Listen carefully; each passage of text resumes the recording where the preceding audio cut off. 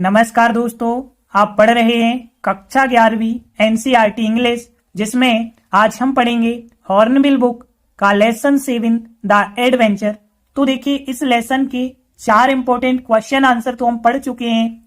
आज हम 5 और इंपॉर्टेंट क्वेश्चन आंसर पढ़ेंगे, तो ध्यान से समझना।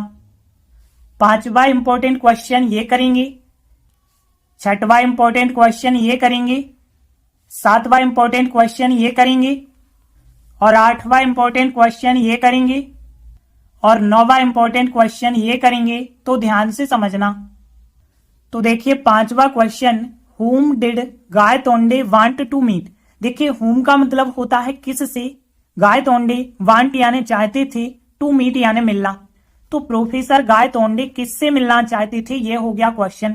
तो देखिए, चैप्टर में हमने आपको बताया है कि उनका प्लान क्या था कि वो ट्रेन से बॉम्बे जा रहे थे। बॉम्बे में जाकर के किताबों से कुछ जानकारी लेकर आएंगे और वापस पुणे आएंगे, और फिर वो किससे मिलना चाहते थे, अपने मित्र राजेंद्र देश पांडे से मिलना चाहते थे।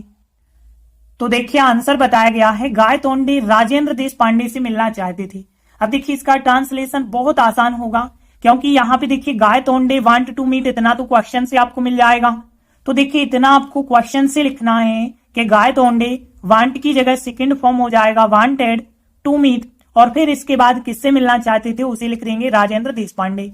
तो देखिए, सबसे पहले हम लिखेंगे गायतोंडे और फिर से मिलना चाहते थे वांट टू मीट, लेकिन सेकंड फॉर्म लगा के वांटेड टू मीट, और किससे मिलना चाह रहे हैं, राजेंद्र देशपांडे से। तो गायतोंडे और फिर वांटेड टू मीट, इतना क्वेश्चन का हो गया। फिर लिख देना है राजेंद्र देशपांडे। तो देखिए, इस प्रकार से हमारा आंसर बन जाएगा। बहुत सरल सा आंसर है, सब लोगों से बन जाना चाहिए।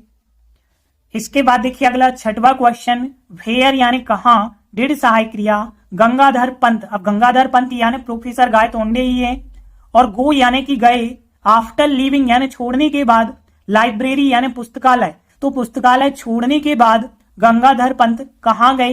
तो देखिए, क्वेश्चन क्या है, गंगाधर पंत पुस्तकालय छोड़ने के बाद कहाँ गए। तो देखिए, हमने आपको बताया था कि सबसे पहले तो वो अपने बेटे से मिलने जाते हैं, बेटा नहीं मिलता है तो वो एक बड़े पुस्तकालय जाते हैं, और फिर उस बड़े पुस्तकालय को छोड़ने के बाद टाउन हॉल जाते हैं। तो देखिए, आंसर बताया गया, गंगाधर पंत पुस्तकालय छोड़ने के बाद टाउन हॉल गए। बहुत सरल सा आंसर होगा, क्योंकि पूरे वर्ड क्वेश्चन के हैं, बस एक वर्ड टाउन हॉल बस तो लिखना है। तो देखिए, सबसे पहले हम देखें तो गंगाधर पंत सब्जेक्ट हो जाएगा, फिर गए यानी जाना, जाना को गो कहते हैं, गो का सेकंड फॉर्म वेंट होता है, और फिर कहाँ जा रहे हैं वहां पे आपको टू लगाना पड़ता है, तो टू द टाउन हॉल, और फिर पुस्तकालय छोड़ने के बाद आफ्टर लीविंग लाइब्रेरी, इतना वर्ड क्वेश्चन में मिल जाएगा।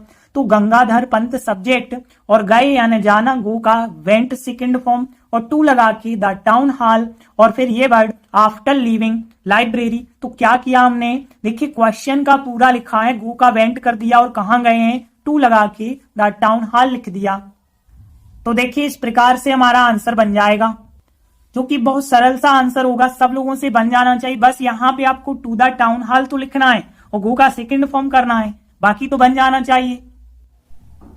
इसके बाद देखिए 7वां क्वेश्चन, व्हाट यानी क्या, वर यानी थी, द टू थिंग्स यानी दो चीजें क्या थी, जो द प्रोफेसर यानी प्रोफेसर गायतोंडे की बात हो रही है, उनने पुट यानी रख ली, इनटू हिज पॉकेट्स अपने जेब में रख ली। और कहाँ की बात हो रही है, टाउन हॉल। टाउन हॉल में अपने पॉकेट के अंदर उनने दो चीजें रख ली थी, वो दो चीजें क्या थी। तो देखिए, क्वेश्चन क्या है, वे दो वस्तुएं क्या थी जो प्रोफेसर ने टाउन हॉल से अपनी जेब में रख ली थी। तो देखिए, हमने आपको बताया था कि वो टाउन हॉल में गए, वहीं पे एक पुस्तकालय था, उस पुस्तकालय में जब वो पुस्तकें पढ़ रहे थे, 8 बज जाते हैं, तो लाइब्रेरियन आता है और कहता है बंद होने का समय आ गया है। तो वो क्या करते हैं, अपने बाएं जेब में बाखर पुस्तक को रख लेते हैं और दाएं जेब में कुछ नोट्स रख लेते हैं। तो देखिए, आंसर बताया गया, प्रोफेसर ने अपने बाएं पॉकेट में पुस्तक, जो बाखर नामक पुस्तक थी, वो रख ली, और अपने दाएं पॉकेट में कुछ नोट्स रख लिए। तो देखिए, ये भी बहुत सरल सा आंसर होगा, क्योंकि इसमें भी ज्यादा कठिन नहीं है, एक लाइन का आंसर होगा। तो देखते हैं फिर क्या क्या हमें लिखना होगा। सबसे पहले तो देखिए, प्रोफेसर ने, तो द प्रोफेसर हो जाएगा, फिर अपने बाएं पॉकेट की बात हो रही है, यानी कि हिज लेफ्ट यानी कि बायां, पॉकेट को पॉकेट कहेंगे और इन यानी में हो जाएगा। पुस्तक को बुक कहेंगे तो जो बुक थी उसका नाम क्या है, बाखर, तो बुक बाखर लिख देंगे, द बुक बाखर। एंड अपने यानी हिज हो जाएगा और राइट यानी दाएं, राइट यानी दाएं, और पॉकेट को पॉकेट कहेंगे और मैं को इन कहेंगे, तो यहाँ पे हिज राइट पॉकेट, इन यानी में, और फिर सम नोट्स यानी कुछ नोट्स, सम नोट्स, और रख लिए। देखिए रखना को क्वेश्चन में भी कहा गया है पुट, तो यहाँ भी हम पुट लिखेंगे और पुट के तीनों फॉर्म एक से होते हैं, तो यहाँ पास्ट सिंपल जो बनेगा सेकेंड फॉर्म लिखना, लेकिन है तो पुट का, पुट ही सेकेंड फॉर्म। तो यहाँ द प्रोफेसर, प्रोफेसर ने, और फिर पुट यानी रख लिए, और फिर क्या रख लिए, सम नोट्स, कुछ नोट्स रख लिए, इन यानी कि मैं, और फिर हिज राइट पॉकेट यानी अपने राइट पॉकेट में, एंड और द बुक बाखर, और जो बाखर नामक पुस्तक थी वो कहाँ पे रखी थी उनने, इन his left pocket, left pocket में रख ली। तो देखिए बहुत सरल सा आंसर हो जाएगा कि प्रोफेसर जो हैं उनने पुट यानी रख लिए सम नोट्स, कुछ नोट्स रख लिए, in his right pocket and the book bakhar in his left pocket.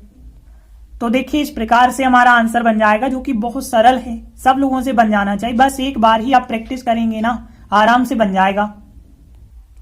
इसके बाद देखिए अगला 8वां question, what was the Bombay landmark. Bombay landmark, landmark हमने आपको बताया था सीमा चिन्ह कहलाता है। एज पर गंगाधर पंत, देखिए एज पर का मतलब के अनुसार, तो गंगाधर पंत के अनुसार जो बॉम्बे का लैंडमार्क था वो क्या था। तो देखिए क्वेश्चन क्या है कि गंगाधर पंत के अनुसार बॉम्बे लैंडमार्क क्या था। तो देखिए हमने बताया था कि जो गंगाधर पंत हैं उनका कार एक्सीडेंट हो जाता है, जिस वजह से वो इतिहास में खो जाते हैं, क्योंकि वो इतिहास के बारे में सोच रहे थे, और फिर वो सोचते हैं कि हम ट्रेन से मुंबई जा रहे हैं, और फिर जब वो मुंबई पहुंचते हैं, मुंबई पे कदम रखते हैं, तो देखते हैं वहां पे बॉम्बे लैंडमार्क यानी बॉम्बे का एक सीमा चिन्ह उन्हें दिखाई देता है। तो यहाँ पे वही पूछा गया है कि वो सीमा चिन्ह क्या था बॉम्बे का। तो हमने बताया था ईस्ट इंडिया कंपनी का ईस्ट इंडिया हाउस हेडक्वार्टर्स, ये जो लिखा हुआ था यही सीमा चिन्ह था।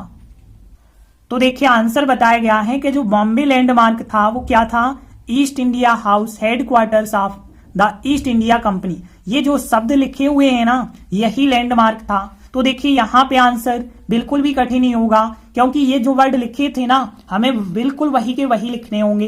तो यहाँ पे बॉम्बे लैंडमार्क, देखिए द बॉम्बे लैंडमार्क क्वेश्चन में, और फिर वाज यानी था, तो वाज यानी था, तो द बॉम्बे लैंडमार्क वाज यानी था, और फिर ये पूरा जो भी आपको दिया गया है east India house headquarters of the east India company, इसको हम ट्रांसलेट नहीं कर रहे हैं, बिल्कुल यही का यही आपको पूरा लिख देना है।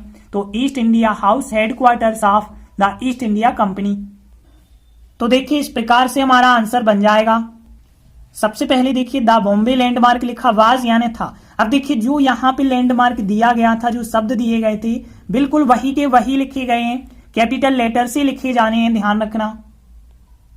तो ये आंसर भी ज्यादा बिल्कुल कठिन नहीं है, आराम से आप एक ही बार प्रैक्टिस करेंगे ना बनने लगेगा। इसके बाद देखिए अगला 9th क्वेश्चन देखें, तो what was the strange reality.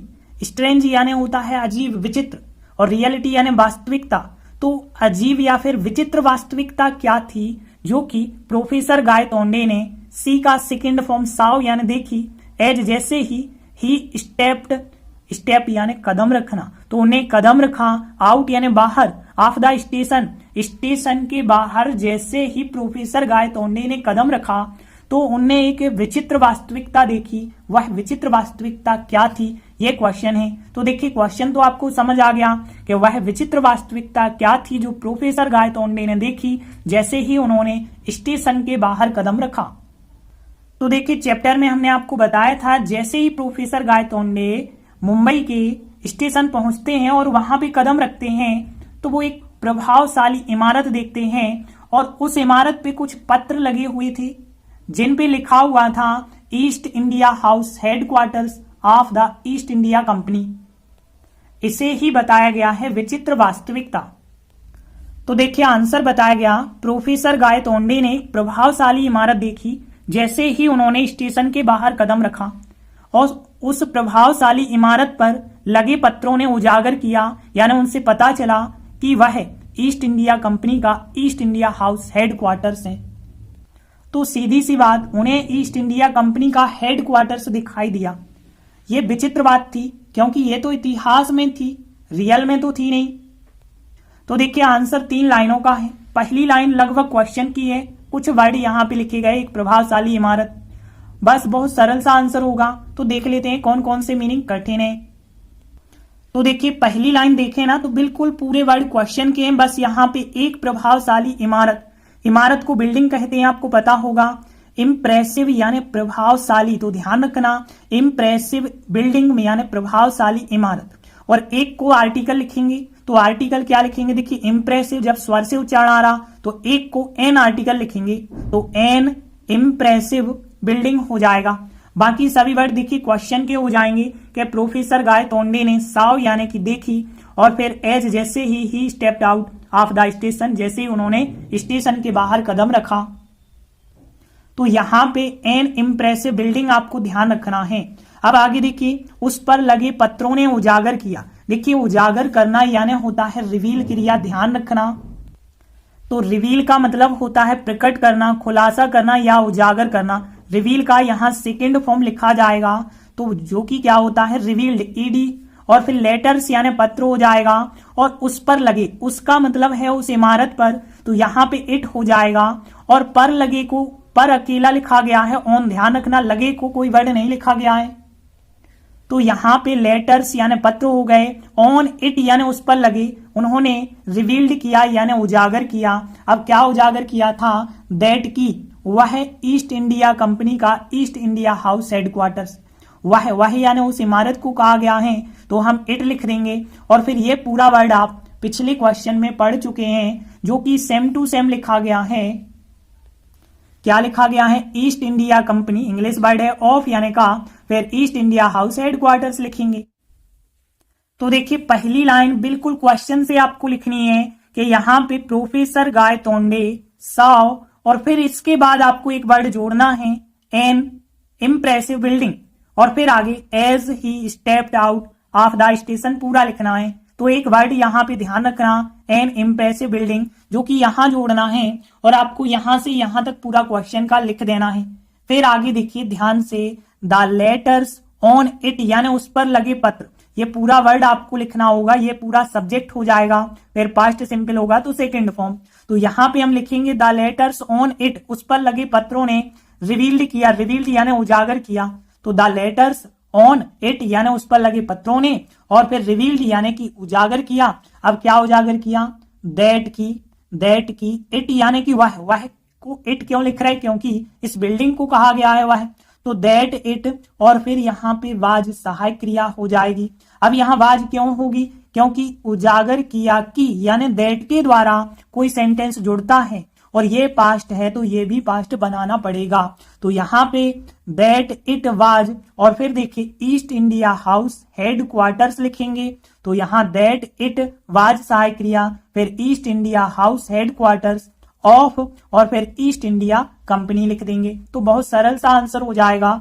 यहाँ पे एन इम्प्रेसिव बिल्डिंग, जो कि यहाँ लिखा हमने, और यहाँ से यहाँ तक पूरा क्वेश्चन का, और फिर द लेटर्स ऑन इट, और उन्हें रिवील्ड किया दैट इट वाज सहायक क्रिया, फिर ईस्ट इंडिया हाउस हेडक्वार्टर्स, फिर of the east India company. तो देखिए इस प्रकार से हमारा आंसर बन जाएगा, और ये आंसर भी बिल्कुल कठिन नहीं है, आराम से एक बार ही यदि आप प्रैक्टिस करेंगे ना तो बिल्कुल बनने लगेगा। तो आज हमने 5 इंपॉर्टेंट क्वेश्चन किए, जो कि बहुत छोटे छोटे क्वेश्चन हैं, तो इन सभी क्वेश्चनों को आप कंप्लीट कर लेना। बाकी 3-4 क्वेश्चन और बचे हैं, जो कि हम आगे की वीडियो में करेंगे। तब तक के लिए धन्यवाद।